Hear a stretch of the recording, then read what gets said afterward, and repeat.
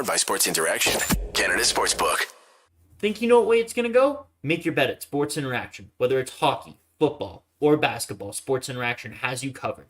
Bet pregame, live and play, or on one of our many prop bets. Sports Interaction makes it easy to deposit, play, and cash out. Join now and see all that sports betting has to offer. Want to bet? Head to sportsinteraction.com/SDPN. That's sportsinteraction.com/SDPN. 19 plus. Please play responsibly.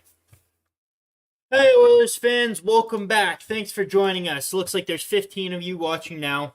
The Oilers win 7-4 over the Vegas Golden Knights. Phenomenal game. We'll get into all that and more. The Oilers played outstanding. I thought one of their best efforts of the season. Obviously, Vegas potted 4, so there were a few things we have to discuss. Obviously, it wasn't a fully clean game by any metric, but man, did the Oilers come into Vegas and absolutely give them a drubbing.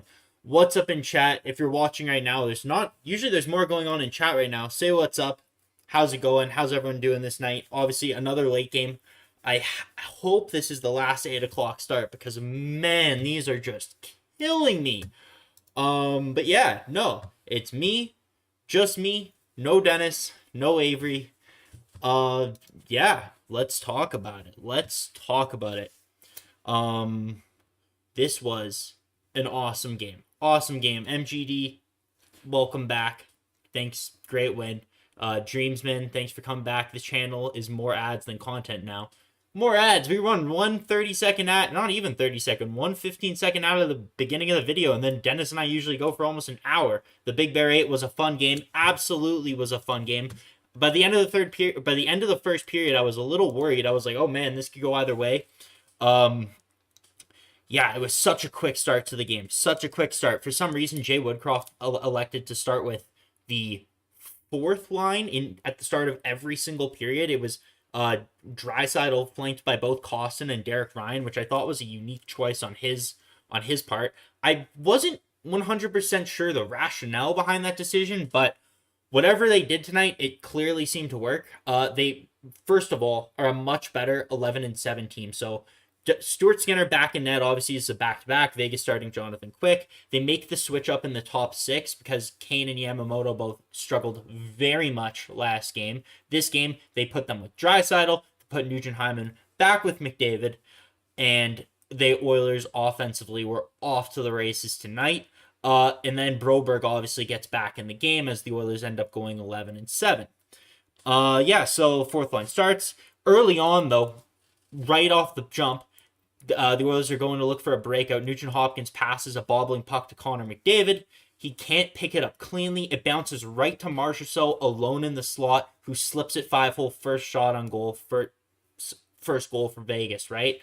So that's a weird one. Yeah, it's one you would like, ideally, Stu to make the save. It was a 5-hole goal. It was a nice shot and a wide open chance in the slot. That kind of came about relatively quick from Marchessault. So I can't fault Skinner 100% on that one, but we're going to definitely talk about Stuart Skinner because it's a really, really, really weird game for Stu. He allowed 4 goals, but he still seemed relatively solid.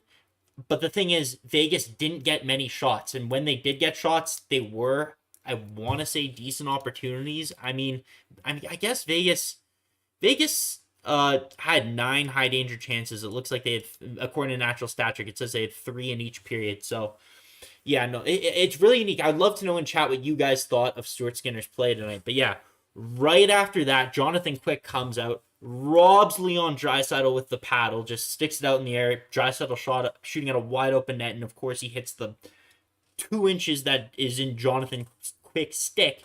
And yeah, I thought it was going to be one of those games. I definitely thought it was going to be one of those games. Everyone in the chat, I love the Ryan Nugent-Hopkins love. He was a monster tonight. 5 points for Ryan Nugent-Hopkins. 4 points away from 100 points.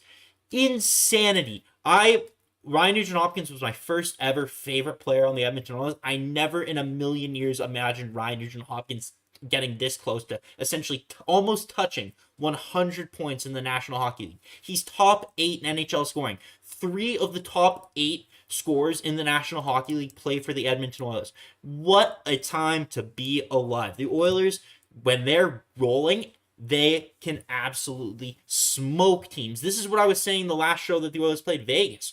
They didn't get the bounces. They weren't crisp. They weren't urgent. They weren't clean. Every single thing that could have probably gone wrong from an Oilers perspective went wrong. And they played their C+ game. Tonight, this was an A. This was I would give this an A or A-. They were almost perfect. Offensively, the breakouts were crisp. They were generating consistent odd man rushes. The penalty kill was great. The special teams were great. I thought for the most part, especially in that second period, you dominated Vegas. You destroyed them. It was fantastic to see. Wise Kyle Skinner was a little shaky to start. 3 goals and 11 shots is Jack Campbell like. Yep, agree. Early on, so that's kind of what I wanted to say here. So after quick stops Leon Draisaitl with the paddle, Evan Bouchard, there was, I want to say it was Evander Kane drew the tripping call in Vegas. And then the Oilers go right to the power play.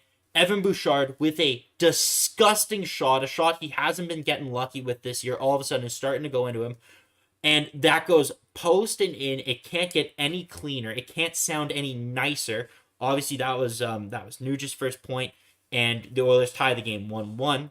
Then 97, a little bit later, misses an open net with a backhand. Bjugstad hits the crossbar, and the pace was just crazy in the first period. Chances galore on both ends. It was wild. Well, I shouldn't say that. It seemed like Vegas only had 3 shots in the first 10 minutes, but when they did have a shot, it seemed like it was one of those grade A chances.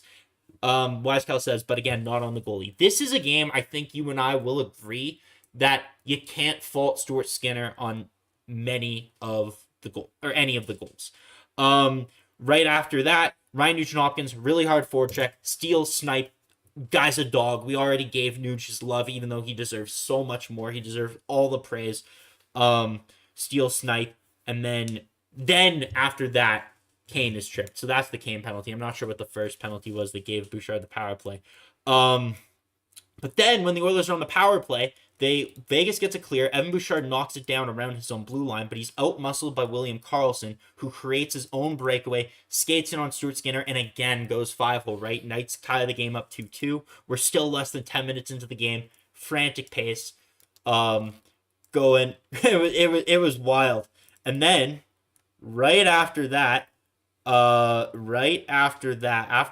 Karlsson goal, it was tough because that was 2 goals against on Stuart Skinner on 3 shots, but they were both essentially guys on partial breaks. Now, the first goal of the game wasn't a breakaway, but it was someone completely alone in the slot. There wasn't a player within 5 feet of him, and then William Karlsson obviously was just a complete breakaway. So, yeah, both chances were more than high danger. Those were A+++ chances. Obviously, the thing is though, Jay Woodcroft doesn't let that shorthanded goal deter him, goes right back to the Oilers power play, the guys who gave up that goal, and I think it was Leon Draisaitl who got the power play goal, put the Oilers right back on top 3-2.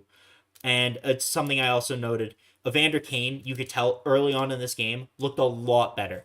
I was one of the many, I believe, that were worried about Evander Kane, and I still am worried, but you could see tonight the urgency, the intensity, most importantly, in which he played was abundantly clear. He was hitting a lot harder. Right after that power play, he rocked Braden McNabb, who was a thorn in the Oilers' side when they played just 4 games ago.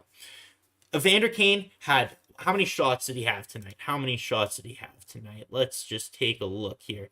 Evander Kane had 11 shots on goal. You could tell early on. I think he had 5 before he ended up getting on the board. He wanted to get on. I think when he and Yamamoto complement Draisaitl so much better. I think Kane, because Kane isn't the most fleet of foot, especially when it comes to those first 3 steps.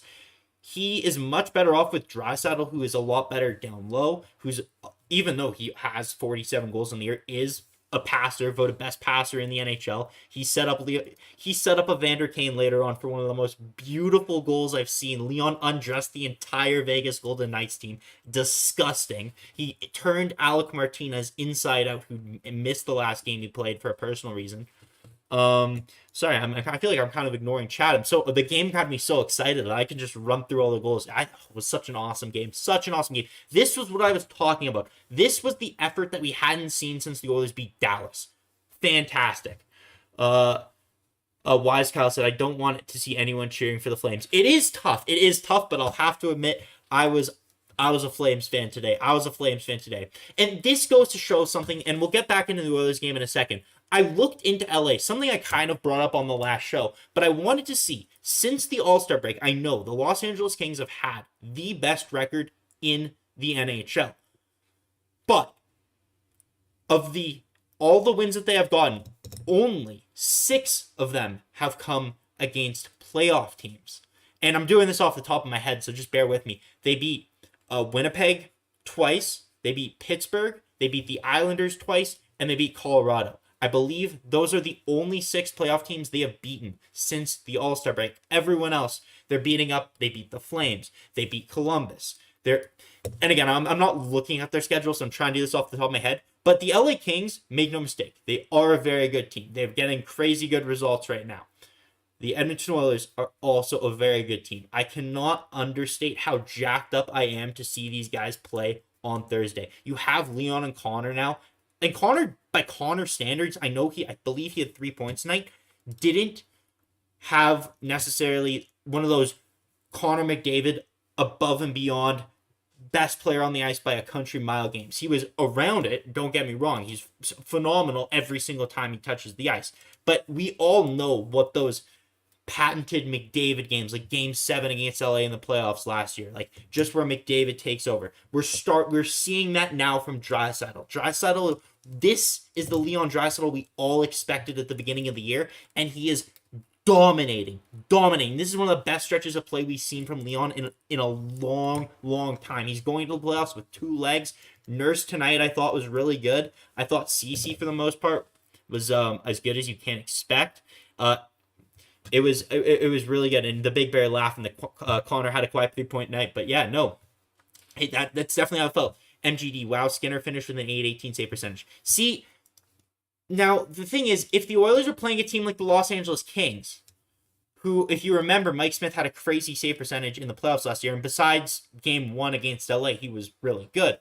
But the thing about teams like LA and Carolina and Calgary is they're what we call, or what some people like to call, Corsi merchants, where they shoot from everywhere and anywhere, right? Calgary is like 22 losses where they outshoot teams by 10 plus shots. But Calgary's shooting 20 feet out from the outside. It's when in doubt, just get it on net, right? And you're consistently making easy saves to the goaltender to kind of raise up his save percentage. Stuart Skinner tonight didn't face much, but when he did face something, it was a relatively decent opportunity for the Vegas Golden Knights. There were definitely a few breakdowns that I'm sure Jay Woodcroft would like to clean up. Again, Evan Bouchard was -2. I know it was probably a little tough because I saw Jay Woodcroft was rotating, obviously because they had 7 defensemen, wasn't just rotating like through the right or the left defenseman. Sorry, there was a lot of times where you'd see Nurse and Broberg playing together. You would see I saw Nurse and Ekholm playing together at some points. I saw Kulak and Ceci. Like the defense was just consistently all over the place. 38 people watching. Thank you for pointing that out, Dennis. I'm so into the game. I can't even think about that. But 38 people watching, only 8 likes. Yeah, let's hit that like button. What was the score tonight? Tomorrow was 7-4. Let's flip it around. Let's aim for 47 likes. So when I check back tomorrow, I want to see 47 likes on the video. Oh, we got 21 likes now, not 8, Dennis. I don't know what button you're looking at, but yeah, no, let's aim for 47. Score reversed. We hit 47 by tomorrow at noon, and I don't know, we'll do something cool on the next show. But yeah, let's get back into it. Obviously, the first period, the Oilers were definitely the better team. They probably deserved to be up by a bit more, but you know, that's the way the cookie crumbles. They were only up 3-2. And then starting in the second period, Broberg's pass to Nurse from behind the net. He's tied up with Kessel, bounces right out into slot to Michael Amadio, who shoots on Skinner. Skinner makes the first save, but he's down and out. There's no one around to tie up Amadio, and Amadio is able to tuck home the rebound. So, yeah, Vegas ties at 3-3, and you're like, oh, man, Edmonton played so good, but of course, Vegas comes out early, ties it up. Is a really rough go. There wasn't really much Darnell Nurse could do there, I believe, because Phil Kessel was kind of all over him at that point. So yeah, that's just a tough one. That's just a tough bounce on a tough play, and you kind of just roll with it. But right after that, Ryan Nugent-Hopkins, hard work. And this is probably the goal that I saw Vegas fans on Twitter were complaining a lot about Jonathan Quick. The only goal that I would actually fault Jonathan Quick for was the next goal that happened, was the Darnell Nurse goal. Essentially, Warren Fogle does really good work to carry the puck in through the neutral zone and through the blue line. Ryan Nugent-Hopkins, obviously an elite offensive talent, generational player. Some call him one of the top, maybe a top 100 player of all time. I guess that's up for you to decide. Surefire Hall of Famer, though. Absolutely. If the Oilers ever win the Stanley Cup, Ryan Nugent-Hopkins, first ballot Hall of Famer, done deal. But gets the puck, obviously, to the corner where Darnell Nurse kind of takes a blind one-timer through the 5-hole. And, yeah. Yeah, it makes that's definitely a weak goal, probably one that Jonathan Quick would have to want back. But again, the Oilers were peppering Vegas. Like, Vegas, I know they scored. They got some lucky goals. They got some lucky bounces here. They capitalized on every defensive lapse, essentially, the Oilers had, which up until that point, which wasn't many. And yeah, it was 4-3 at that point. So the Oilers were cruising. I believe halfway through the game, the shots were 20 for Edmonton, 10 for Vegas. You could tell Evander Kane at this point really wanted to get off the schneid. Stevenson missed a wide open net from Theodore. The Oilers got some luck there. Oh, sorry, I keep neglecting chat. I start getting into it, but hey, Liz, thanks for joining us. I appreciate you, Dennis, in chat. No, guys, yeah, man, the Oilers are a wagon. I'm so jacked up talking about this team. I get so excited. This was such a phenomenal game. I cannot wait until they play the fraudulent LA Kings. Man, and again, Korpisalo played good tonight. He did. Markstrom out-goalied him. What does that say? But, oh man, drop my pen. Drop my fidget thing. But, yeah. Liz Howard, we have always been a wagon. Third best odds to win the cup. Yeah, and the thing is also, and what I want to say, you play like you did tonight, it doesn't, and this might be a hot take, it does not matter what goaltender is in net. You play like you did tonight. And Vegas is a good team. Vegas has been one of the hottest teams in the NHL. And you fed them their lunch. The only reason you lost them in overtime is because you were significantly unlucky not to win that game. You did not. You gave them your C-plus game. You come back with your A game, and look at what you do to them. Look at what you do to them. Logan Thompson's hurt. It's Laurent Brossoit looked a little bit better. I shouldn't say a little bit. He didn't get tested nearly as much at that point. The Oilers were already winning by 3 goals when Laurent Brossoit went in, and then Kulak sniped on him out of the penalty box. Just disgusting. Brett Kulak on a partial break out of the box. How often does that happen? All the Vegas fans left the building at that point. But yeah. So, second period, after Nugent-Hopkins scores, there were chances. The Oilers were generating a ton of odd man rushes. Their Hyman tripped numerous times, no call, whatever. What can you do? Wise Kyle, I'm an open Oilers hater, but I must admit, offensive juggernaut teams are the best thing to happen in hockey, so I'm slowly becoming an Oilers apologist. Oh my God. I don't even know where to start with that. It's so crazy to me. I know so many people I see like across Canada, just They don't like the Edmonton Oilers, whether it's Leafs fans on Twitter, Jets fans, Canucks fans, and I just don't understand how that's even possible. How can you sit there with a smile on your face, all these smart people, and cheer against the 2 best players in the NHL? I don't understand how you can watch Connor McDavid and Leon Draisaitl and not just have the biggest smile on your face. They are disgusting together. The power play for the Oilers is better than the 77-78 Montreal Canadiens, who, as Bob Stauffer pointed out on the broadcast, were playing teams like the worst team in the NHL history, the Washington Capitals, right, who had like 7 wins on the year. They were just piling up the goals on them, right? So the Oilers are just so dominant. It's so much fun. Toronto of the West. We went to the conference finals last year, swept by Colorado. Lost every single game, I believe, by only one. Every game except for game 2 by 1 goal. Last game was in overtime. Last 2 games, I believe, were in overtime. And again, that Colorado team was one of the best teams the last 20 years, right? No shame in losing to them. The Oilers are significantly better than they were last playoff run. Significantly better.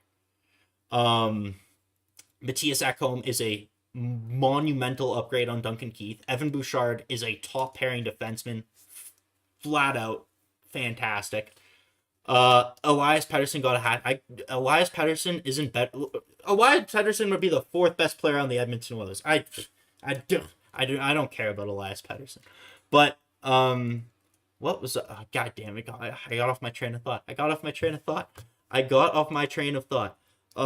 But yeah, right after middle of the second period, Leon Draisaitl undresses all of Vegas. We kind of walked through this goal already. Turnstiles Alec Martinez right to Evander Kane, who at this point, that's an empty net pretty much. Tucks it home, gets off the schneid, 4 games without a point. And yeah, no. Kane finally gets rewarded for the hard work that he put this game, right? We talked about it earlier. 11 shots on goal. I believe he played 17 minutes. Looked significantly better. This is the Evander Kane that we'll see in the playoffs. And super excited. If he can play like this, no problems at all there. And then, just to top it off, Oilers get another power play. I can't remember who it was. I believe it was Zach Whitecloud. Cross-checked Nick Bugstad, fell over behind the Vegas net. And that looked like he took a real chunk out of him. He definitely got his money's worth out of that penalty. But again, the Oilers go. I keep getting distracted by chat, guys. Usually it's just we got MGD, we got everyone discussing the Oilers, but oh man, there's a little bit more going on. Anyways, time to jump on Game Over Winnipeg and scream into the void. Have a fun rest of your show. XOXO. I will have a blast. I feel sorry for you. Not really, but thanks for joining. Thanks for coming. Thanks for stopping by. I'll absolutely repay you. You'll see me. I don't know. I might feel bad. I don't even want to go in and shit on the Jets in your chat. I feel bad. I couldn't cheer for a team like that. Just not a lot of fun. I know the Oilers caused me a lot of mental anguish as well. But the thing is, just like if you guys want to go and watch any broadcast that I did this year, I suggest going to take a look at the one I did against Anaheim. It was also a solo show. The Oilers lost to the Anaheim Ducks. And that was the rock bottom for me this season. That was absolute rock bottom. And I was so devastated. But for me to feel that sad, in turn, allows me to feel this happy after a game like this, right? You can't feel this happy and this jacked up and watching those play this well without feeling that sad and having those valleys in December or January or whenever that game was, right? So you see them, and even in that game, I called it. Even in that broadcast, if you go back and watch it, I called their guys. Like, they're probably going to finish second. They're probably going to finish third in the Pacific. But right now, I think at that point, they were outside the playoffs, and it looked really bad. But, man, is this team so much fun. I love the Oilers. Not even close to Toronto of the West. Not even close. Significantly better. Toronto's best player is Mitch Marner, who has less points than Ryan Nugent-Hopkins. Not even in the same stratosphere. But yeah, the Oilers go back on the power play, obviously automatic. Zach Hyman tucks it home.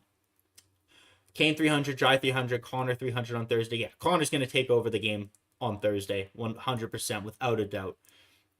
Yeah, the Oilers will want to win that game. They're more jacked up for that game than I am. That game will be must-watch TV. Mark my words. It will be fantastic.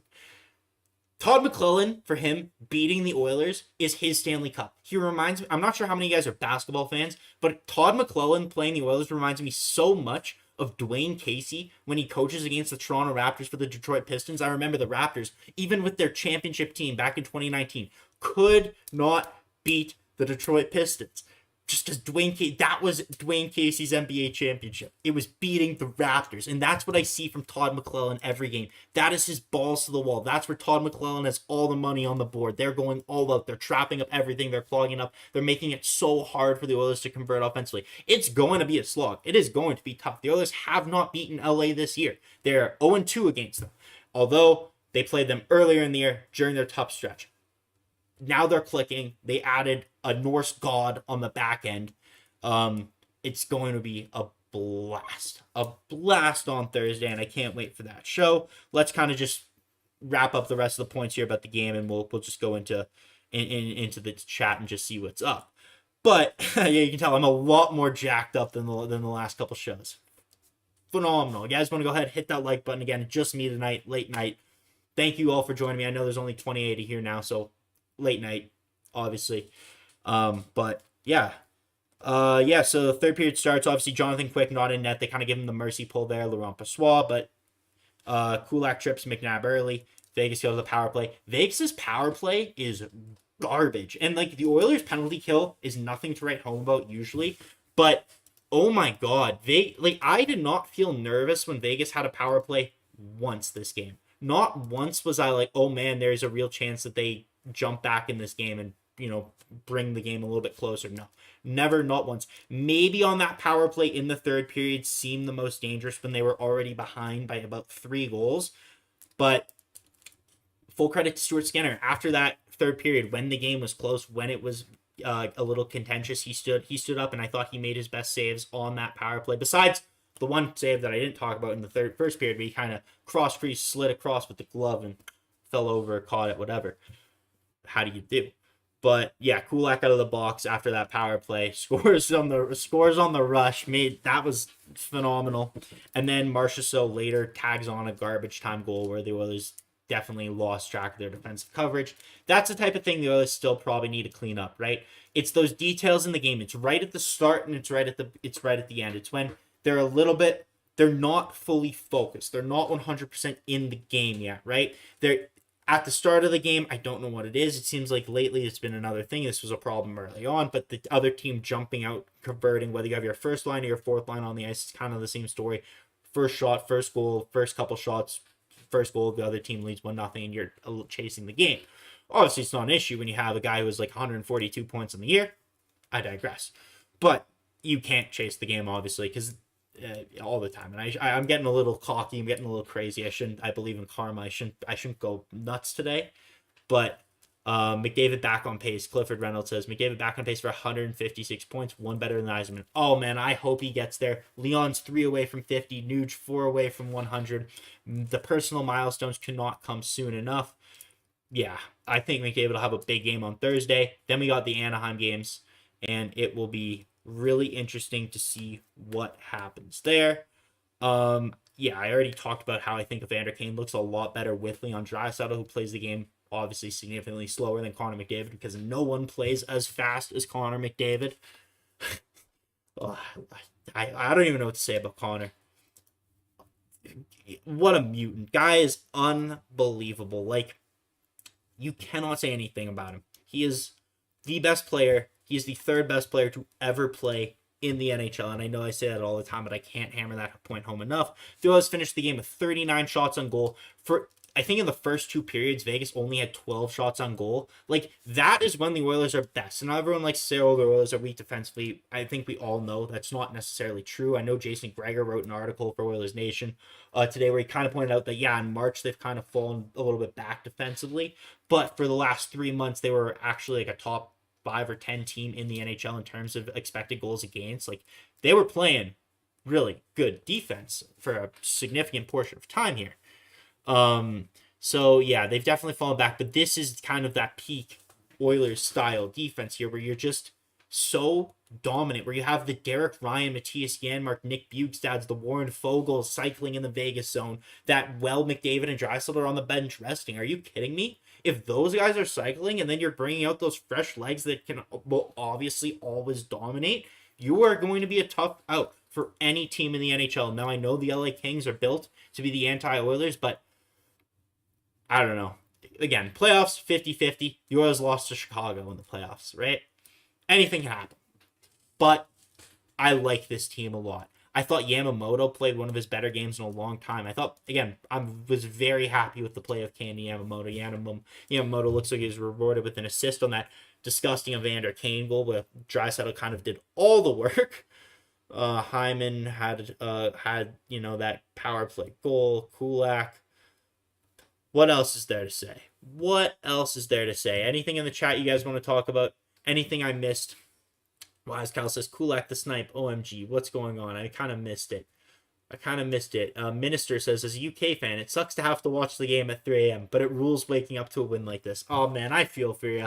I couldn't imagine what it would be like living in a time zone like that. Because I sit here and I remember when the Oilers played Arizona back on that TNT game on, I think, a couple of Wednesdays ago, where they started the game. The puck drop was like almost at 9 p.m. Mountain. I was furious. But I am so spoiled, to be honest, even just to have my latest puck drop be at 9 o'clock. Even the Eastern fans out in Toronto, I don't understand. If you're an Oilers fan out in the Eastern time zone, you're watching games that routinely start at 9, 10 o'clock. Like, how you guys do that? Like, this game for you guys would have started at 10:10, something like that. man, that's rough. Like I know for myself, for my day job, I gotta wake up at like 6 a.m. So it is when I have games like this, especially on a back to back, it can be rough. It can be rough, and I don't understand how you guys do it, but I love it. Everyone outside of Toronto can see that Marner is their best Leafs player. Yeah, I mean, I'm an Austin Matthews fan. I'll admit, a lot of people, and I know sometimes we like to joke about Toronto, and I know it's kind of sacrilege in this market to say, oh, like I like the Leafs. I have a soft spot for the Leafs. Do I find it funny sometimes when they lose? Absolutely. But when they're not playing the Oilers, I have a tough time not cheering for them. I like Austin Matthews. I really do. I don't understand how anyone, even last year, thought he was remotely close to Connor McDavid. It's just flat out not true. You're not watching the Oilers if you think that. But they're probably the team I watch the second most. I like the Toronto Maple Leafs. I really like Nylander. I like Marner. Marner this year has been the best Leaf. If you say anything other than that, you're wrong. You're just biased. But yeah, Michael Kerber says, I'm late, but should we start to worry about our goaltending? And that's something that I wanted to get into. That is something that I wanted to get into. So, there in any playoff series, there's going to be runs of offense for the other team. That's just how hockey works. The Oilers can't dominate every game. We've seen that this season. They can't dominate every period. They can't dominate every minute. The Oilers are going to need one of their goaltenders. Obviously, at this point in time, it's most likely Stuart Skinner to make some saves on some grade A chances, to stop some pucks that probably should be going in the net, to stop some high danger chances. Now, if the Oilers can maintain a pace of play like they did tonight, to play games in a series at 11-7, fast, urgent, quick, just pressuring the other team's defense consistently with awesome neutral zone defense, then I think you can win a playoff series against any team in the Pacific with this goaltending. Ideally, you would like Stuart Skinner. And again, I don't want to fault him on any of the goals that went in, but I wish that he made...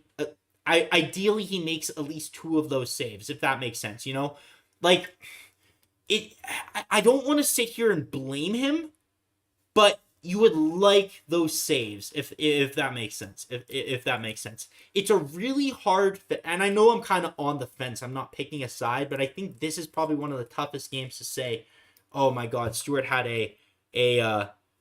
what was his save percentage? An 818 save percentage. Oh, he was horrible. Because I don't think that was necessarily the case. I wouldn't say he was fantastic by any stretch of the imagination, but I don't think he was bad. I thought on the penalty kill, when they really needed him to make a save, he did.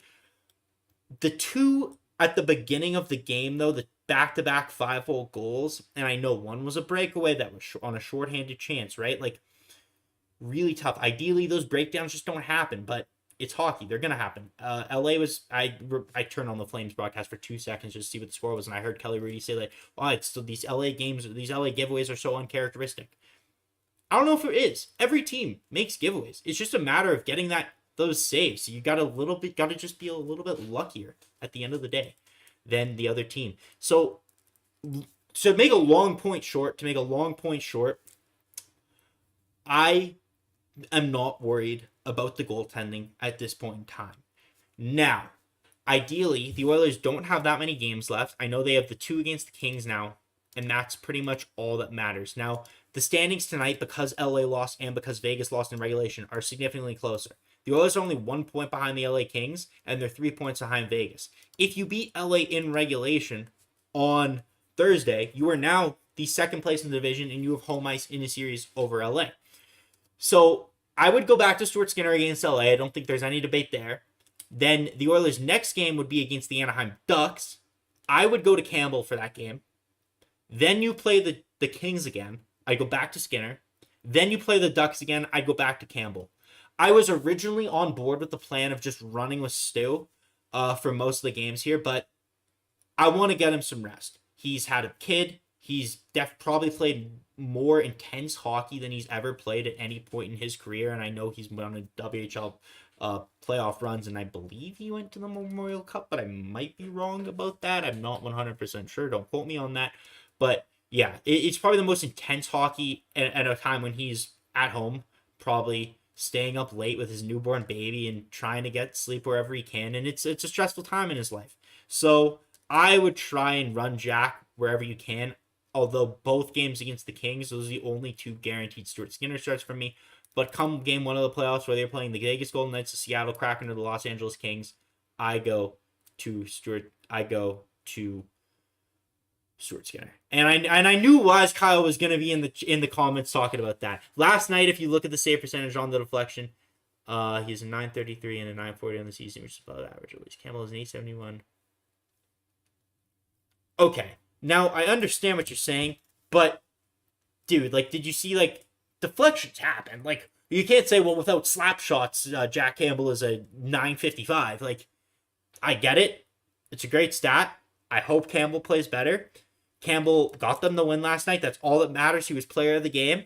But at this point in time, and I wish I had more numbers to base it on, but I apologize. I was watching the game, came in here, and I didn't come that prepared. Maybe before the next broadcast, I'll try and prepare some more actual numbers to back up my point.